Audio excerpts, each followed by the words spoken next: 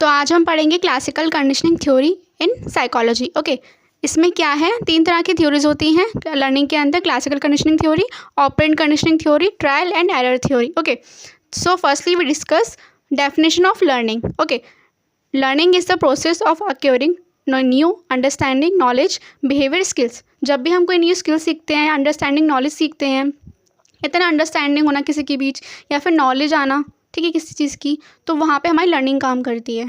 ठीक है, types of learning: verbal learning होता है, मोटर लर्निंग होता है, विजुअल लर्निंग होता है, ऑडिटरी लर्निंग होता है, प्रॉब्लम सॉल्विंग लर्निंग होता है। अब हम एक एक करके इसको डिस्क्राइब करेंगे कि what is verbal learning and what is motor learning. ठीक है, क्योंकि हमको डिस्क्राइब करना पड़ेगा इसको, ताकि हमको पता चले कि लर्निंग किस तरीके से काम करती है। So firstly we discuss verbal learning. Verbal learning की डेफिनेशन क्या है, इसका एग्जाम्पल क्या है और इसका मेथड क्या है। वर्बल लर्निंग जो होती है वो स्पीकिंग होती है, जैसे कि हम कुछ बोल के सीख रहे हैं या कोई हमसे कुछ बोल रहा है। जब हम छोटे होते हैं ना, तो हमको बोल के कुछ चीज़ सिखाई जाती है, तो वहाँ पे काम करती है वर्बल लर्निंग। और है एक visual learning, just like that. जब हम छोटे होते हैं तो हमको कोई चीज़ पकड़ाई जाती है, बोला जाता है कि ये है, ये पेन है, ये पेंसिल है, तो हम वो चीज़ देख के सीख पाते हैं कि अच्छा ये पेन है, अच्छा ये चीज़ है। तो वहाँ पे आती है विजुअल लर्निंग। जस्ट लाइक कि उसी वीडियो को देख के हम सीखते हैं, जैसे कि आप अभी साइकोलॉजी के अंदर वीडियोस देख के सीख रहे हैं कि ये क्या है, वो क्या है। फिर है मोटर लर्निंग। मोटर लर्निंग किस तरीके से काम करती है, physical movements, just like exercises, hand written work. जब तक आप लिखना नहीं सीखोगे, जब तक आप अपने हाथ से नहीं लिखोगे, तब तक आपको वो चीज़ नहीं आएगी। जब तक फिजिकल मूवमेंट्स आप नहीं करोगे, तब तक आपको वो चीज़ नहीं आएगी। That is called motor learning. जब हम अपनी फिजिकल एक्टिविटीज़ से कोई चीज़ सीखते हैं, तो वहाँ पे हमारी मोटर लर्निंग काम करती है। ओके, फिर नेक्स्ट टॉपिक है हमारा ऑडिटरी लर्निंग। क्या है ऑडिटरी लर्निंग? ऑडिटरी लर्निंग किस तरीके से काम करती है? ऑडिटरी लर्निंग किस तरीके से काम करती है? Just like listening to sound, music, spoken words. Teacher जब तक क्लास में बोलेगी नहीं, तब तक आप समझोगे कैसे? आप कोई एकदम वो तो हो नहीं कि आप बिल्कुल जान जाओगे कि उसके अंदर क्या चल रहा है। नहीं, टीचर आपको बोल के समझाती है कि ये चीज़ ये है, ये चीज़ वो है, तो आपको समझ में आता है। ठीक है, इसमें मेथड्स में अंदर लिखा हुआ है ये चीज़। ठीक है, प्रॉब्लम सॉल्विंग, लाइक जब तक जैसे कि मैथ्स वगैरह हो गई, जब तक आप प्रॉब्लम्स नहीं आएंगी आपको, आप उसको सॉल्व नहीं करोगे, तब तक आपको वो चीज़ नहीं समझ में आएगी। लाइक दिस, जैसे कि मैथ्स हो गया, ठीक है, और आपके रियल लाइफ चैलेंजेस हो गए, पजल्स हो गई। ठीक है, ज़्यादातर चीज़ें ये बड़े होकर आती हैं, जब तक आप उसी को प्रॉब्लम को सॉल्व नहीं करोगे। तो अलग अलग तरीके से आपको लर्निंग सिखाई जाती है बचपन से।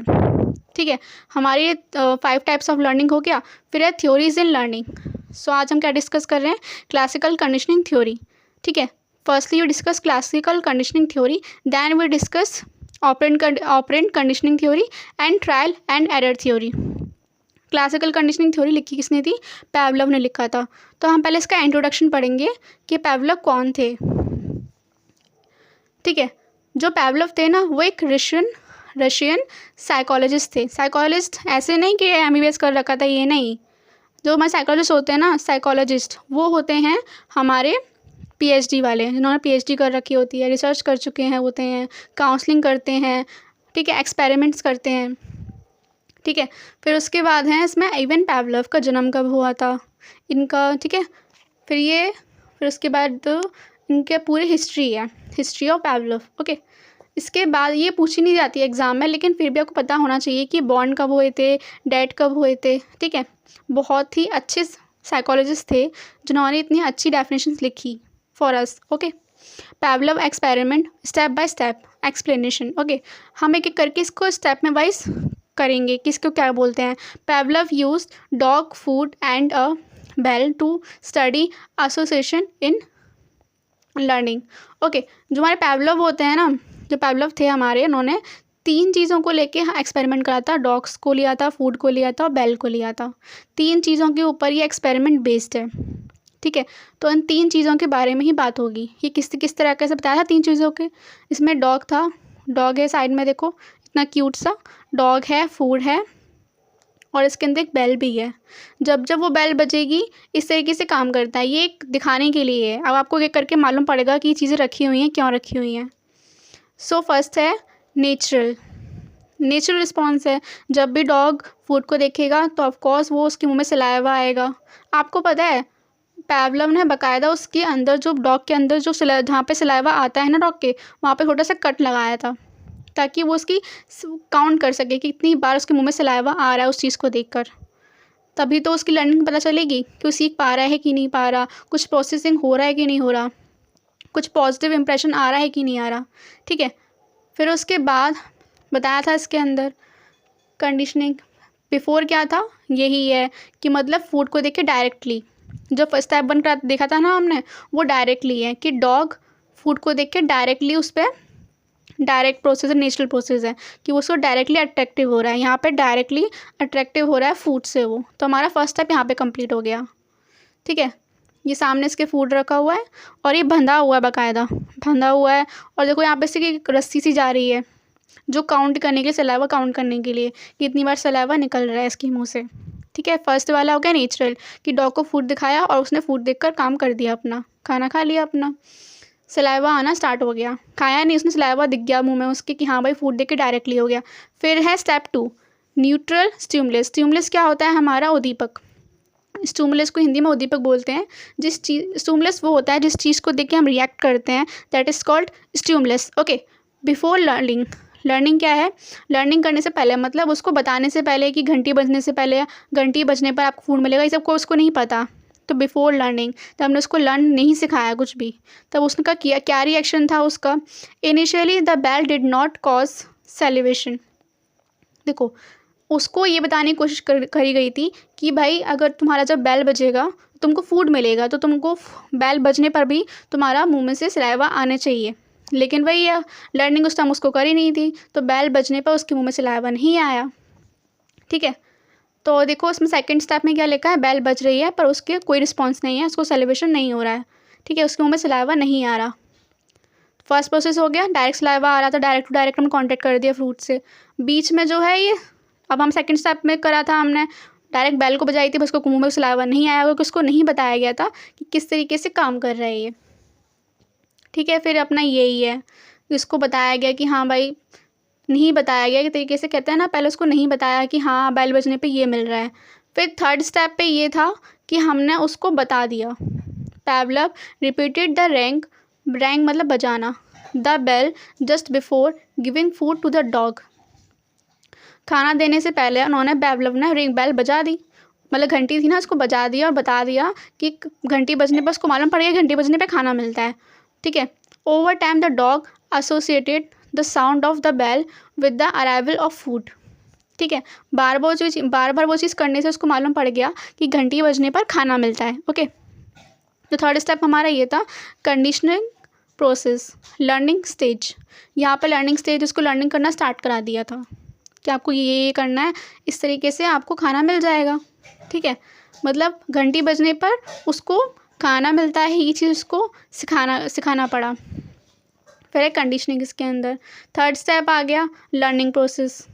ठीक है, ये हमारा थर्ड स्टेप चल रहा है लर्निंग प्रोसेस का कि किस तरीके से बेल बजने पर उसको खाना मिल रहा है। अब उसको दोनों को देख के सलाइवा, उसके मुँह में सलाइवा आ रहा है कि हाँ उसको दिख रहा है कि फूड भी है, बेल भी है। ठीक है, अब इसके अंदर उसको लर्निंग स्टार्ट तो हमने करा दी। अब इसके अंदर हमको ये सीखना है कि लास्ट प्रोसेस में इसके संग होगा क्या। देखो इसके अंदर क्या दिख रहा है आपको, इसके अंदर क्या लिखा हुआ है, ऑब्जर्वेशन स्क्रीन। ठीक है, tube for collection of saliva. Saliva हमारे मुंह में लार्ज होती है ना, दैट इज़ कॉल्ड सलाइवा। और हमारे मुंह के अंदर ना एक सलाइवरी ग्लैंड भी होता है जो हम आगे पढ़ेंगे। फिर उसके बाद है कंडीशनड रिस्पॉन्स आफ्टर लर्निंग। अब देखो उसमें लर्निंग तो करा दी कि बेल बजने आपको खाना मिलता है। अब हमको ये देखना है after several repetitions Pavlov rang the bell but did not give food. This time the dog still salivated just by hearing the bell even without seeing food. हो गया यहाँ पे इसके अंदर। ठीक है, समझ में आया कुछ। इसके अंदर ये हुआ कि उसने घंटी बजाई और उसको फूड नहीं दिखाया, लेकिन तब भी घंटी बजने पर उसको समझ में आ गया घंटी बजने फूड मिलता है। तो उसको घंटी देखकर भी, घंटी बजती हुई उसके कान में सुनाई दे रही है, तब भी उसको सुनते ही उसके माइंड में आ गया अरे ये खाना देगा ये तो उसने सलाइवा आ गया उसके मुंह में। तो हमारे 4 स्टेप के अंदर ये पूरा एक्सपेरिमेंट कंप्लीट हो गया। क्या हो गया, पूरा कंप्लीट हो गया 4 स्टेप के अंदर। फर्स्ट स्टेप के अंदर डायरेक्टली उसने इंट्रोड्यूस करा दिया था, that is food. Second step में लर्निंग, मतलब उसने बताया था कि ये चीज़ देखो बेल बज रही है पर नो रिस्पॉन्स। थर्ड स्टेप में लर्निंग प्रोसेस हुआ कि बेल भी बज रही है, खाना भी मिल रहा है। फोर्थ स्टेप में उसका लर्निंग प्रोसेस कंप्लीट हुआ और उसने रिस्पॉन्स देना स्टार्ट करा बेल को देखकर। ओके, तो 4 स्टेप के अंदर ये हमारा एक्सपेरिमेंट कंप्लीट हुआ। सो दैट्स, तो पूरी हमने पूरा समझा कि इसमें क्या क्या चीज़ आ रही है। तो पूरी थ्योरी के अंदर, पूरा एक्सपेरिमेंट के अंदर हमने ये समझा कि किस तरीके से हमारी ये थ्योरी काम कर रही है, किस तरीके से उसको बांधा गया था, उसकी सलाइवरी काउंट करी गई थी कि कितना सलाइवा उसके मुंह से निकल रहा है, ठीक है। और फिर उसके सामने मिरर भी लगाया ताकि वो, ये मिरर वाला एक्सपेरिमेंट इंसानों के संग बहुत बार होता है पर कुछ अलग बेसिस पे होता है, ठीक है। अभी इसमें डॉग के ऊपर हुआ था ताकि उसकी काउंट करा जाए, ठीक है। Before conditioning, during conditioning, after conditioning. तो एक स्टेजेस है, ये डायरेक्ट लिए ताकि आपको डेफिनेशन या फिर पूरा से याद ना करना पड़े। इतना भी लिखेंगे तो उतनी भी हमारे नंबर मिल जाएंगे आराम से। नेक्स्ट है इसके अंदर, अब देखो इतना समझ में आ गया है कि नेचुरल रिफ्लेक्स क्या होता है, नो लर्निंग, लर्निंग फेस वही था, दोनों को संग दिया था।